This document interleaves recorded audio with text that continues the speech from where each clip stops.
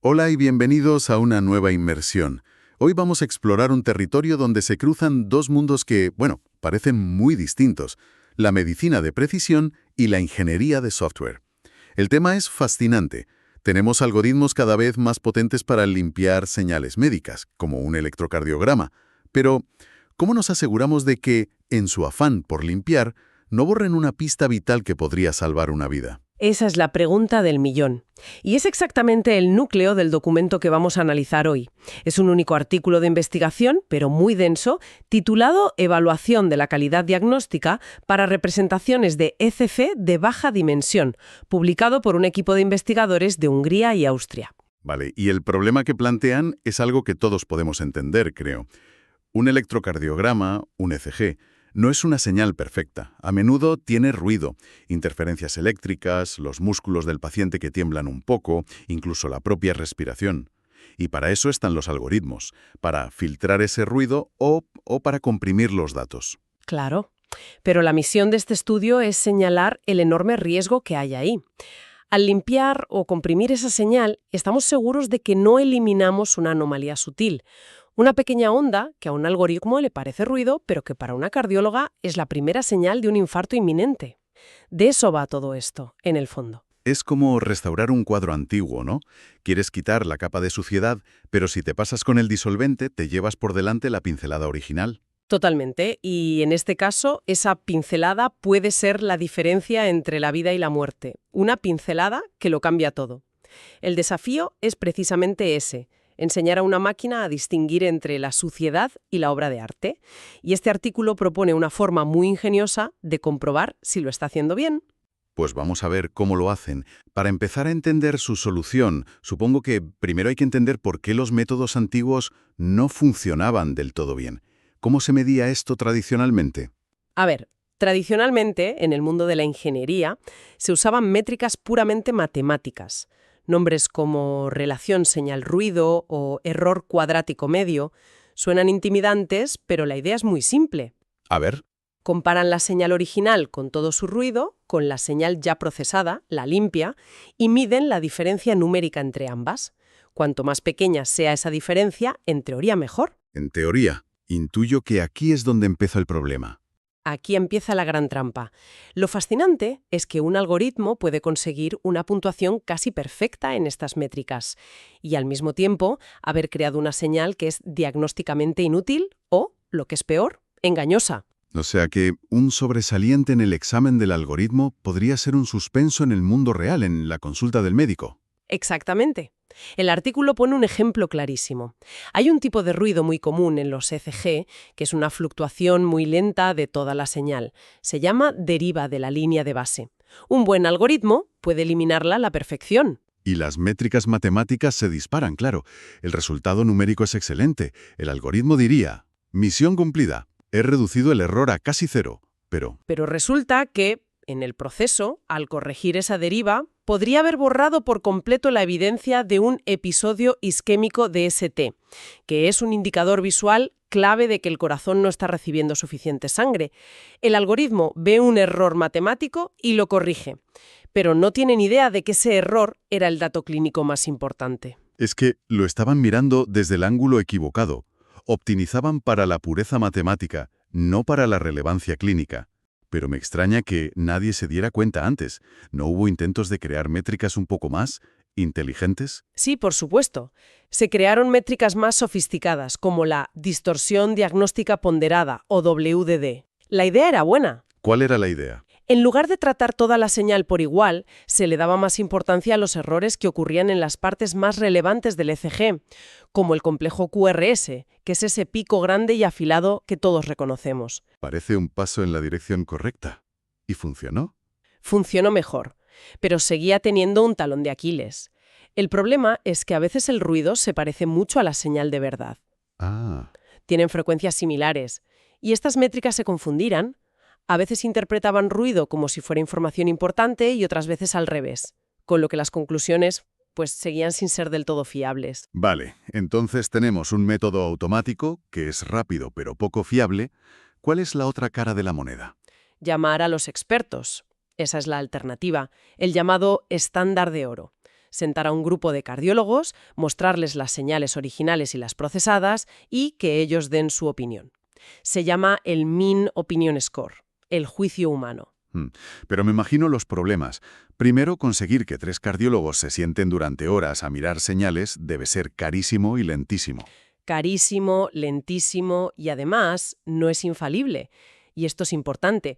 2 excelentes médicos pueden mirar la misma señal y tener interpretaciones ligeramente distintas. Existe lo que se llama la variabilidad interobservador. Claro. Así que, aunque es el mejor método que tenemos, no es práctico para el día a día de un ingeniero que necesita probar 100 versiones de su algoritmo en una semana. De acuerdo. El panorama está claro. O usas un método automático, rápido y que puede equivocarse de forma peligrosa, o uno humano, lento, caro y que tampoco es perfecto.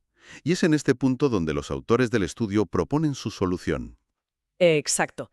Y su propuesta es brillante porque ataca el problema desde otro ángulo. Diseñaron un cuestionario de evaluación que, y esto es lo que lo cambia todo, no requiere que seas cardióloga para poder rellenarlo. Espera, ¿cómo es posible? ¿Cómo evalúas una señal cardíaca sin la opinión de un especialista en corazones? ¿Qué preguntas haces?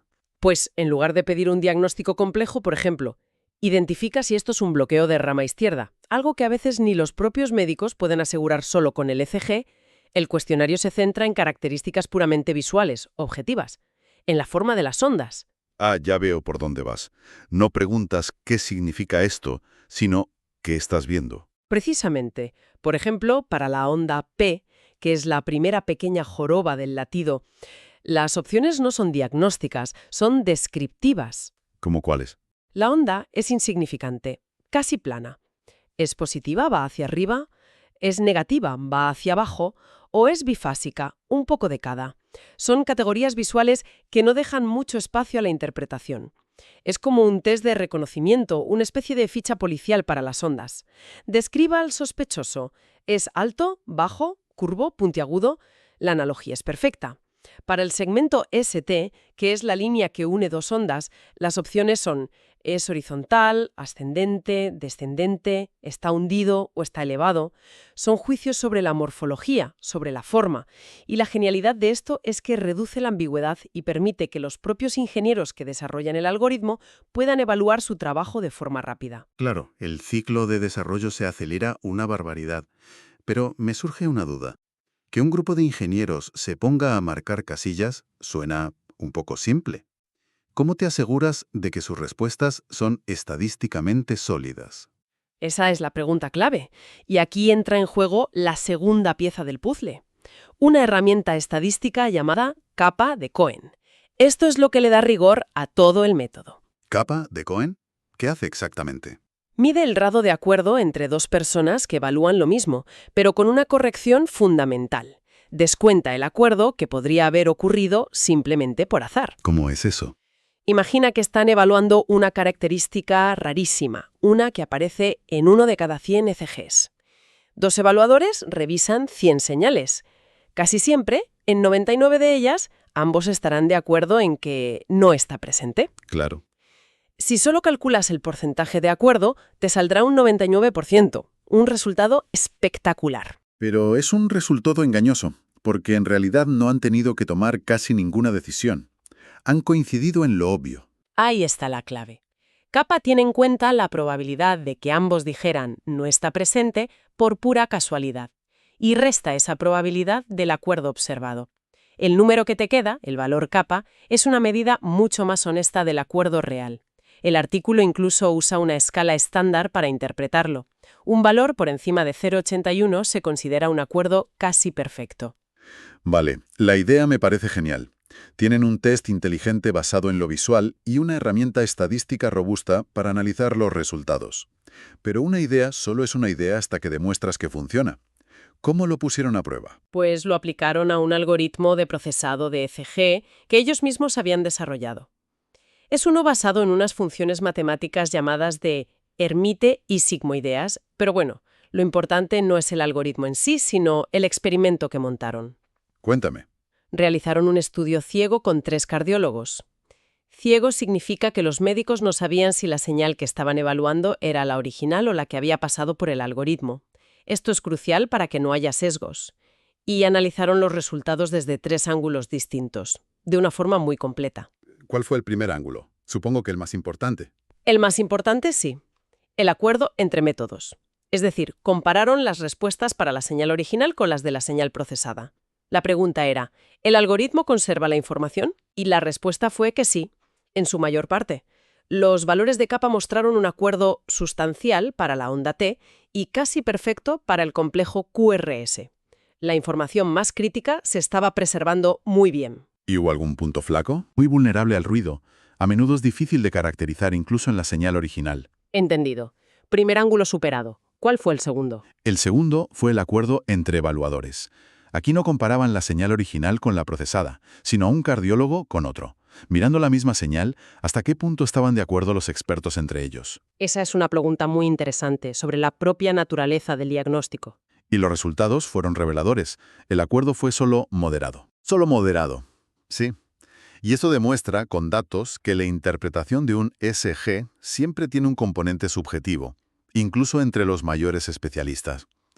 Y de paso, refuerza la idea del estudio, la necesidad de usar criterios objetivos y visuales para reducir esa variabilidad. Claro. Si ni los propios expertos se ponen de acuerdo siempre, más vale tener un sistema de medida lo más objetivo posible. Me falta el tercer ángulo. El tercer ángulo validaba la propia prueba, el acuerdo intraevaluador. A los médicos, sin que lo supieran, les mostraron algunas señales duplicadas. Y aquí el resultado fue un acuerdo casi perfecto. Lo que demuestra dos cosas: que el test es fiable y que cada médico fue muy consistente con sus propios criterios durante todo el proceso. Exacto. La foto completa de los 3 análisis es muy potente. Demuestra que su marco de pruebas funciona.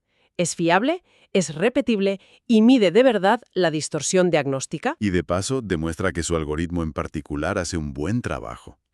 De acuerdo, pero leyendo el estudio, hubo una conclusión que me sorprendió por encima de las demás.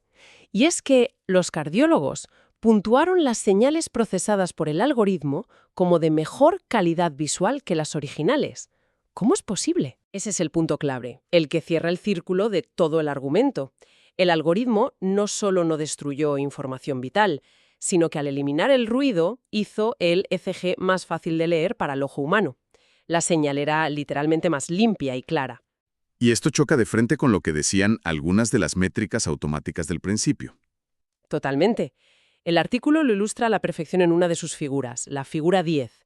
Muestran un registro concreto para el que las métricas numéricas daban una alerta roja, indicando una alta distorsión diagnóstica. O sea, los números gritaban, ¡esto es un desastre! Mientras que los expertos humanos decían, Decían, por fin puedo ver lo que está pasando.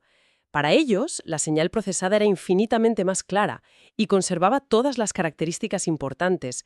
Es la prueba definitiva de que no te puedes fiar ciegamente de las métricas automáticas. el cuestionario también tenía un último apartado, un campo de texto abierto, donde los médicos podían escribir un diagnóstico principal. ¿Aportó algo esa parte más cualitativa? Aportó muchísimo. Fue una fuente de información muy valiosa. Primero, porque el acuerdo en los diagnósticos fue muy alto, lo que validó de nuevo que el algoritmo funcionaba bien. Pero lo más interesante vino de los pocos casos en los que hubo una discrepancia. Ahí es donde se aprende, de verdad, en los fallos. Exacto. Analizando esos casos contados, los investigadores se dieron cuenta de que su algoritmo estaba perdiendo una pizca de información muy sutil en el segmento ST en situaciones muy concretas. Era algo tan pequeño que no se reflejaba en las casillas del cuestionario, pero sí influía en el juicio final del experto. O sea que hasta los fallos del algoritmo sirvieron para demostrar que el método de detección era increíblemente sensible. Precisamente, les dio una hoja de ruta perfecta para saber qué parte de su algoritmo tenían que refinar. Demostró que el marco de pruebas completo es una herramienta potentísima para diagnosticar al propio algoritmo. Entonces, si tuviéramos que resumir las grandes ideas de este análisis, la primera sería que medir si un algoritmo daña una señal médica es mucho más complicado de lo que parece. Las métricas que solo miran el error matemático pueden llevar a conclusiones peligrosamente equivocadas. Correcto. La segunda es que la solución que proponen es un cambio de enfoque muy inteligente. En lugar de pedir diagnósticos complejos, se centra en características visuales claras y objetivas. Esto permite a los propios ingenieros hacer pruebas rápidas y fiables. Y tercero, que para que todo esto sea científicamente sólido, es fundamental usar herramientas estadísticas como el kappa de Cohen, que nos aseguran que estamos midiendo un acuerdo real y no una simple coincidencia. Si le llevamos a un plano más general, lo más importante de este trabajo no es el algoritmo concreto que probaron, sino la creación de una metodología. Ofrece un protocolo riguroso para que cualquiera que desarrolle este tipo de herramientas pueda verificar que son seguras y eficaces. Es un puente muy necesario entre el laboratorio de ingeniería y la consulta del médico. Y esto nos deja con una reflexión para el futuro, que va más allá del propio artículo. Hemos pasado todo este tiempo hablando de cómo asegurarnos de que un algoritmo no borre información crucial que un humano necesita. Pero a medida que la inteligencia artificial se vuelve más protagonista, quizá la pregunta empiece a cambiar. ¿Cómo equilibramos la búsqueda de eficiencia con el riesgo de perder la intuición de un experto humano? Ese ojo clínico que puede detectar una anomalía sutil que un algoritmo, por muy bien entrenado que esté, ha aprendido a ignorar y clasificar como ruida. Encontrar esa simbiosis perfecta entre la potencia de cálculo de la máquina y la sabiduría contextual del humano. Ese es, sin duda, el gran desafío de la medicina digital en la próxima década. Gracias por acompañarnos en este análisis a fondo. Hasta la próxima.